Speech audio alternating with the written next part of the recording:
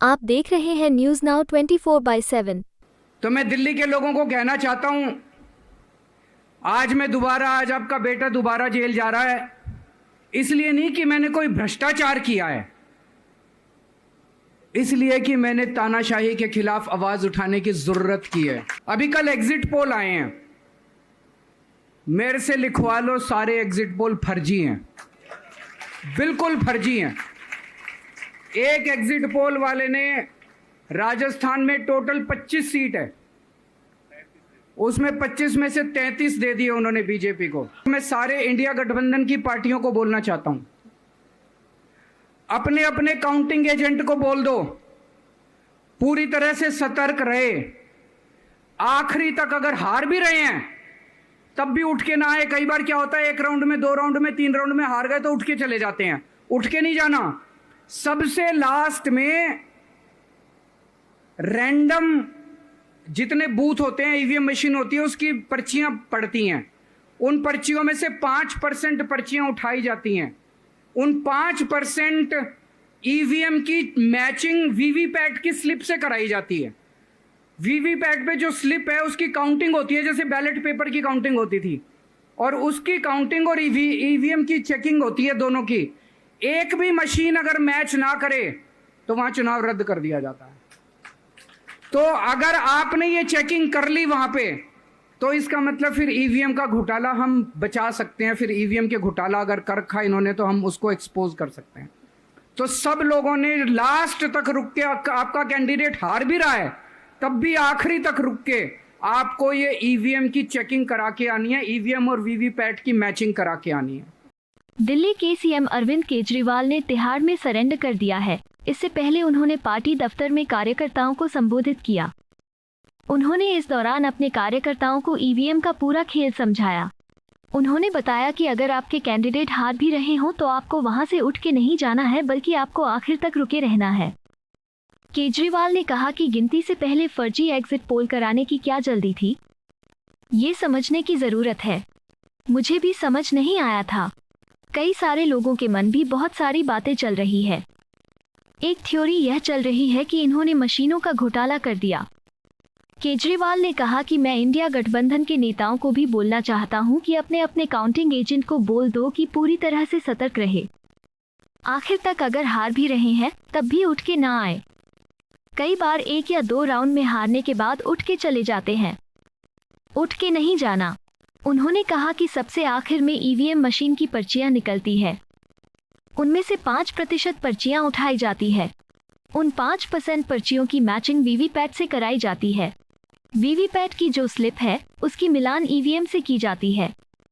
एक भी मशीन अगर मैच नहीं करे तो वहां चुनाव रद्द कर दिया जाता है।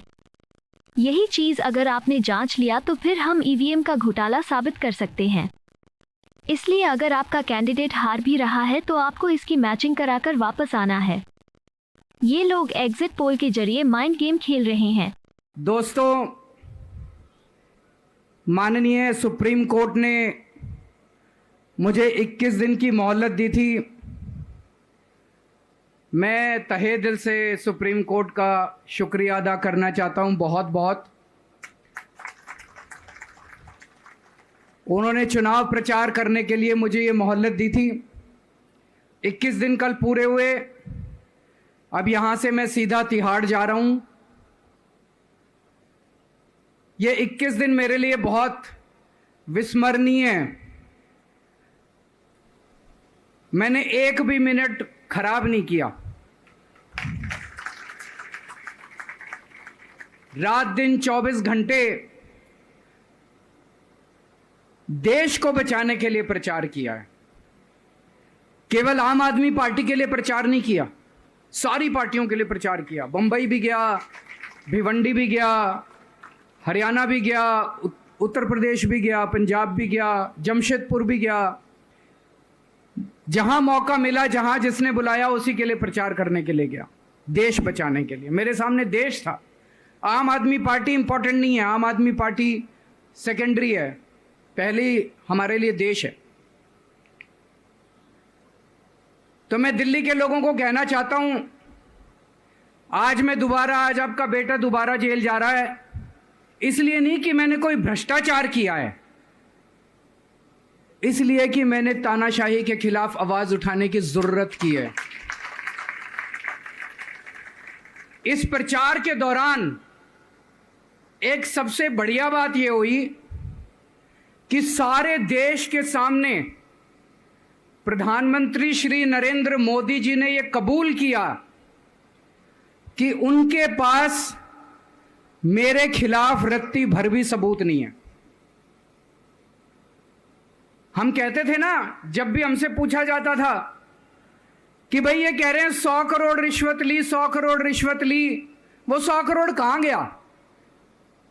500 से ज्यादा जगह तुमने रेड मार ली, कहीं चवन्नी मिली हो, अठन्नी मिली हो, 1 रुपया मिला हो, कहीं हमने खर्च किया हो, कहीं कैश पड़ा हो, कहीं लॉकर में मिला हो, कहीं स्विस बैंक में मिला, कहीं चवन्नी नहीं मिली, तो पैसा कहां गया? तो एक टीवी चैनल के इंटरव्यू में उस टीवी वाले ने मोदी जी से पूछा कि प्रधानमंत्री जी, ये केजरीवाल चारों तरफ कहता घूम रहा है कि आपके पास उसके खिलाफ कोई सबूत नहीं है, आपके पास उसके खिलाफ कोई रिकवरी नहीं है, फिर आपने उसको गिरफ्तार कैसे कर रखा है? पता है प्रधानमंत्री जी ने क्या कहा? प्रधानमंत्री जी कहते हैं, मैं मानता हूं कि केजरीवाल के खिलाफ कोई सबूत नहीं है,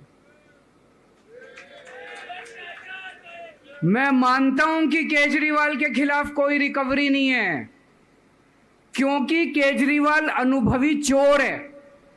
चलो मान लिया मैं अनुभवी चोर हूं, तुम्हारे पास सबूत तो नहीं है, तुम्हारे पास रिकवरी तो नहीं है, तो यूं ही डाल दिया मेरे को जेल में, बिना सबूत के डाल दिया मेरे को जेल में, बिना रिकवरी के डाल दिया जेल में। देश के इतिहास में 75 साल में सबसे ज्यादा बहुमत से आई हुई सरकार है। एक बार 70 में से 67 सीट, दूसरी बार 70 में से 62 सीट, 55% से ज्यादा वोट शेयर। इतने भारी बहुमत वाली सरकार के मुख्यमंत्री को आपने बिना सबूत के जेल में डाल दिया। यही तो तानाशाही है कि जिसका मन करेगा मैं उसी को जेल में डाल दूंगा, जिसका मन करेगा उसी को जेल में डाल दूंगा। और पूरे देश को मैसेज दे दिया कि अगर मैंने केजरीवाल को फर्जी केस में जेल में डाल दिया तो तुम्हारी तो औकात ही क्या है, किसी को भी पकड़ के जेल में डाल दूंगा। इसी तानाशाही के खिलाफ लड़ रहा हूं मैं,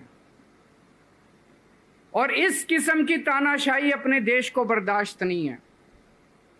भगत सिंह ने कहा था ना कि जब सत्ता तानाशाही हो जाए तो जेल जिम्मेदारी बन जाती है, सबकी जिम्मेदारी है जेल में जाना, इसके खिलाफ आवाज उठाना। भगत सिंह के चेले हैं। भगत सिंह देश को बचाने के लिए, देश को आजाद कराने के लिए जेल गए थे। भगत सिंह देश को आजाद कराने के लिए फांसी पे चढ़े थे। हम देश को बचाने के लिए जेल जा रहे हैं। इस बार जब जा रहा हूं, मुझे नहीं पता अब मैं कब वापस आऊंगा, मुझे नहीं पता ये क्या करेंगे मेरे साथ जेल में, लेकिन मुझे कोई परवाह नहीं है, जो मर्जी करें। अगर भगत सिंह फांसी पे चढ़ गए, मैं भी फांसी पे चढ़ने के लिए तैयार हूं। मेरे शरीर का एक एक कतरा इस देश के लिए है, मेरे शरीर के खून की एक एक बूंद इस देश के लिए है, मेरे जीवन का एक एक पल देश के लिए है।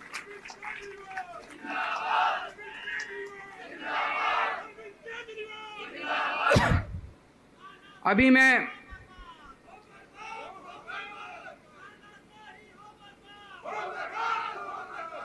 अभी राजघाट गया था सभी साथियों के साथ। महात्मा गांधी की समाधि पे हम लोगों ने श्रद्धांजलि दी।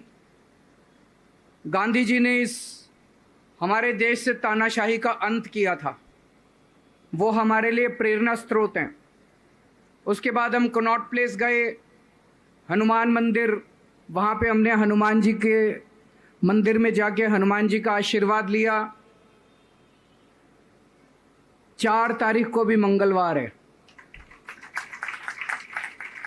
भली करेंगे बजरंग बली, करेंगे कि नहीं करेंगे? बोल बजरंग बली की। इनका नाश करेंगे, तानाशाहों का नाश करेंगे। अपने को किसी व्यक्ति विशेष से अपनी कोई दुश्मनी नहीं है, अपनी दुश्मनी तानाशाही से है, तानाशाही बर्दाश्त नहीं है अपने को। तो 4 तारीख को भी मंगलवार है और बजरंगबली का मेरे ऊपर, पार्टी के ऊपर बहुत आशीर्वाद है, देश के ऊपर बहुत आशीर्वाद है। मैं प्रार्थना करने गया था बजरंगबली को कि हे बजरंगबली मेरे देश को बचा लो। अभी कल एग्जिट पोल आए हैं, मेरे से लिखवा लो, सारे एग्जिट पोल फर्जी हैं, बिल्कुल फर्जी हैं। एक एग्जिट पोल वाले ने राजस्थान में टोटल 25 सीट है, उसमें 25 में से 33 दे दिए उन्होंने बीजेपी को। ऊपर से आया होगा भाई बीजेपी को ज्यादा देने हैं, तो उसने कहा मोदी जी क्या याद रखोगे आप भी, आपको 25 में से 33 दे दिए। तो पूरा का पूरा फर्जी है, पूरा एग्जिट पोल फर्जी है। लेकिन असली मुद्दा ये है, इनको गिनती से 3 दिन पहले फर्जी एग्जिट पोल कराने की क्या जरूरत थी, ये समझने वाली बात है। मेरे को भी समझ नहीं आया, कई सारे लोगों की कई सारी बातें चल रही हैं। एक ये चल रहा है कि इन्होंने मशीनों का घोटाला कर दिया, लेकिन मैंने संदीप पाठक को भी बोला है और मैं सारे इंडिया गठबंधन की पार्टियों को बोलना चाहता हूं, अपने अपने काउंटिंग एजेंट को बोल दो पूरी तरह से सतर्क रहे।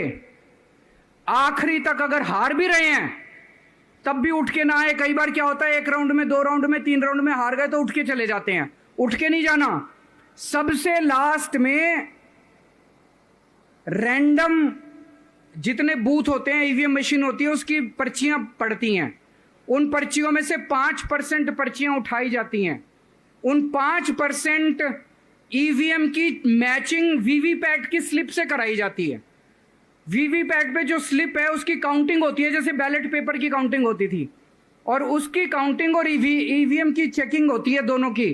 एक भी मशीन अगर मैच ना करे तो वहां चुनाव रद्द कर दिया जाता है। तो अगर आपने ये चेकिंग कर ली वहां पे, तो इसका मतलब फिर ईवीएम का घोटाला हम बचा सकते हैं। फिर ईवीएम के घोटाला अगर कर रखा इन्होंने तो हम उसको एक्सपोज कर सकते हैं। तो सब लोगों ने लास्ट तक रुक के, आपका कैंडिडेट हार भी रहा है तब भी आखिरी तक रुक के आपको ये ईवीएम की चेकिंग करा के आनी है, ईवीएम और वीवीपैट की मैचिंग करा के आनी है। एक थ्योरी ये चल रही है कि इन्होंने इतना ज्यादा सीटें इसलिए दिखाई क्योंकि इनके लोगों ने शेयर मार्केट में इन्वेस्ट कर रखा है, और कल जब शेयर मार्केट खुले तो बम्पर होगा, तो ये अपने शेयर बेच बाच के अब खुद तो निकल लेंगे। बाकी एक थ्योरी ये चल रही है कि अफसरशाही पे दबाव डालने के लिए अगले 3 दिन में अफसरों से उल्टे सीधे काम कराने के लिए एक माहौल बना दिया गया।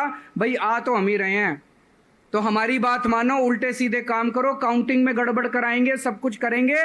लेकिन फिर से मैं कह रहा हूं, अपने को, अपने काउंटिंग एजेंट, एआरओ, सब आरओ, सब लोगों को अपने को ट्रेन करके भेजना है और अपने को चौकन्ना रहना है। बाद में हम कहते रहे इन्होंने ये कर दिया, उसका कोई फायदा नहीं होगा। अभी अपने को चौकन्ना रहना है। एक थ्योरी ये चल रही है कि अगर इन्होंने कल ही कम सीट दिखा दी होती एग्जिट पोल वालों ने, तो हो सकता है कि इन दोनों के खिलाफ आरएसएस में और बीजेपी में कल ही बगावत शुरू हो जाती। 4 तारीख तक इंतजार ही नहीं होता, हो सकता है। तो कई सारी थ्योरी चल रही हैं, लेकिन अपने को सतर्क रहना है, चौकन्ना रहना है। मेरा अपना मानना है कि 4 तारीख को इनकी सरकार नहीं बन रही है। ये एग्जिट पोल से घबराने की जरूरत ही नहीं है, माइंड गेम है इनका, माइंड गेम खेल रहे हैं। आपको डिस्करेज करने के लिए, डिप्रेशन में डालने के लिए बिल्कुल नहीं जाना। आप उससे जाओ कि आप जीत रहे हो, आप अपने उस कॉन्फिडेंस से जाओ कि आप जीत रहे हो, और आखिरी तक आपको बैठे रहना है, किसी भी हालत में बैठे रहना है आपको। हमें हर एक को लड़ना पड़ेगा। ये चुनाव किसी पार्टी का या किसी नेता विशेष का नहीं है। ये चुनाव इस देश को बचाने के लिए है, इस देश में जनतंत्र को बचाने के लिए है। जिसके लिए भगत सिंह, गांधी जी सब लोग लड़े थे, वही माहौल आज है। जिस तरह से हमने अंग्रेजों को हटाया था, आज इस सत्ता को अपने को हटाना है। तो मैं सभी, आप सब लोगों का, सभी साथियों का बहुत बहुत शुक्रिया अदा करना चाहता हूं।